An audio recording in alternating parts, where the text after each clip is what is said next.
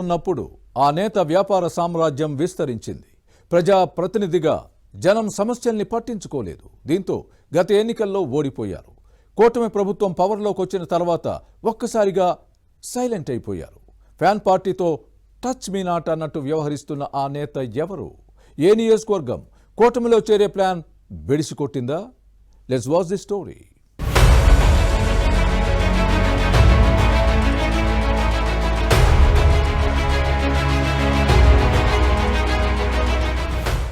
MVV Satyanarayana Visakha YCP మాజీ MP. గత ఎన్నికల్లో వైజాగ్ ఈస్ట్ అసెంబ్లీ స్థానంలో ఓడిపోయిన తర్వాత సైలెంట్ అయ్యారు.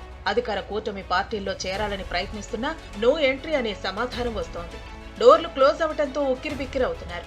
వ్యాపారాలను కాపాడుకోవడానికి అధికార పార్టీల అండ అవసరం. దీంతో ఎలాగైనా కూటమిలోకి ఎంటర్ అవ్వాలనుకుంటున్న ఎంవీవీ సత్యనారాయణ పట్టువదలని విక్రమార్కుడిగా ప్రయత్నిస్తున్నారు. గత ఎన్నికలు విశాఖ వైసీపీ నేతలకు గట్టి గుణపాఠం నేర్పాయి. డబ్బును మంచినీటి ప్రాయంగా ఖర్చు చేసి గెలవాలనుకున్న వారికి ప్రజలు గట్టి బుద్ధే చెప్పారు. అధికారంలో ఉన్నప్పుడు ప్రజలకు మేలు చేయకుండా మాయమాటలతో మభ్యపెట్టారు. ఉత్తుత్తి పోరాటాలతో డైలాగ్స్ కొడితే ప్రజలు ఓట్లు వేయరన్న విషయం నేతలకు తెలిసి వచ్చింది. విశాఖ ఎంపీగా పనిచేసిన ఎంవీవీ వైజాగ్ స్టీల్ ప్లాంట్ ప్రైవేటీకరణకు వ్యతిరేకంగా గట్టిగా పోరాడలేదన్న విమర్శలు వచ్చాయి. మొక్కుబడి తంతుగా లోక్సభలో ప్రశ్నించి చేతులు దులుపుకున్నారు. కార్మికులు మహోధృతంగా ఉద్యమించినా ఎంవీవీ మాత్రం కంటితుడుపు చర్యగా నిరసనలతో సరిపెట్టారు. అదను కోసం ఎదురు చూసిన ప్రజలు గత ఎన్నికల్లో విశాఖ తూర్పు అసెంబ్లీ స్థానం నుంచి పోటీ చేసిన ఎంవీవీ సత్యనారాయణకు గుణపాఠం నేర్పారు.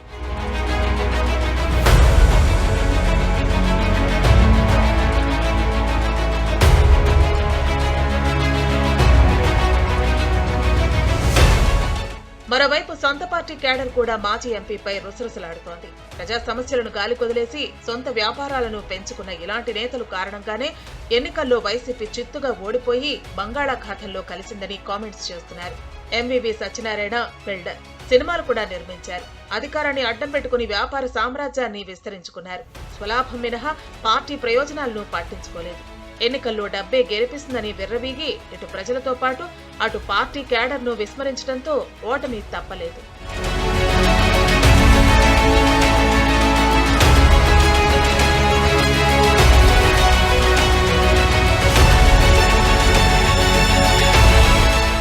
విశాఖ తూర్పు నియోజకవర్గం టీడీపీకి కంచుకోట.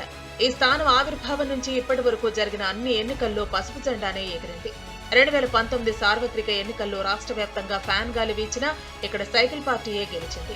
గత ఎన్నికల్లో ఎలాగైనా పాగా వేయాలని వైసీపీ అధినాయకత్వం స్కెచ్ వేసింది.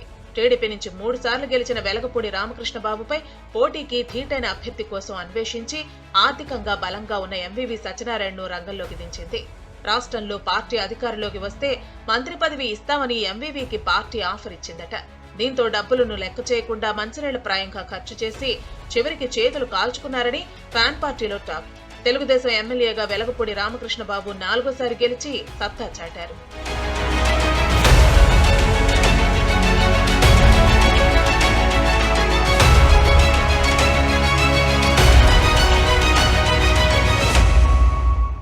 ఓటమి తర్వాత ఎంవీవీ సత్యనారాయణ సైలెంట్ అయ్యారు. పార్టీ కార్యక్రమాల పట్ల అంటీముట్టనట్టుగా వ్యవహరిస్తున్నారు. తన వ్యాపార ప్రయోజనాలను కాపాడుకునేందుకు కూటమి ప్రభుత్వాన్ని పల్లెత్తు మాట అనటం లేదు.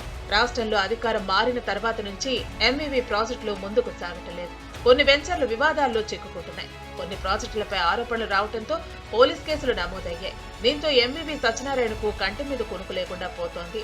ఇటీవల మాజీ ఎంపీ కార్యాలయాలు, ఇళ్లలో ఈడీ సోదాలు జరిగాయి.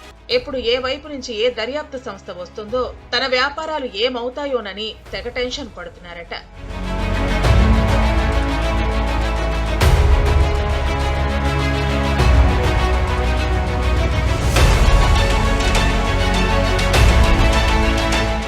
ఎంవీవీ సత్యనారాయణ ప్రస్తుతం విపత్కర పరిస్థితులను ఎదుర్కొంటున్నారు. వీటి నుంచి తప్పించుకునేందుకు వీలుగా కూటమి పార్టీలోకి దూకాలని ప్లాన్ చేస్తున్నారు. ఈ క్రమంలోనే వైసీపీకి దూరంగా ఉంటున్నారు. కానీ కూటమిలో చేరాలనే ఎంవీవీ వ్యూహం బెడిసి కొడుతోంది. అన్ని పార్టీలు నో చెప్పడంతో సైలెంట్ అయ్యారు. అయినా తన ప్రయత్నాలు మాత్రం ఆపటం లేదు.